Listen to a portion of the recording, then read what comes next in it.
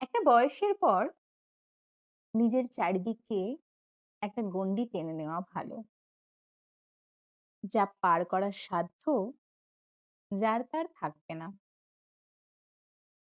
বাগানের বাইরে বেড়া না থাকলে গরু ছাগলে ঢুকে তছনছ করে দিয়ে যায়, তাই না? মনের উঠোনে অবাধ প্রবেশাধিকার দেওয়ার জন্যে কিছু ক্রাইটেরিয়া তো তৈরি করে রাখা ভালো। কেউ জড়াতে চাইলেই জড়িয়ে যেতে নেই।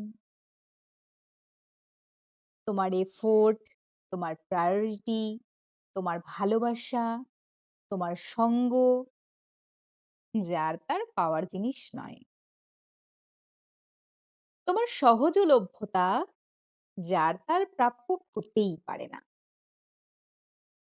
সহজে পেয়ে গেলে মানুষ তাজমহল আর তাসের ঘরের ফারাক বোঝে না, ভেঙে ফেলে।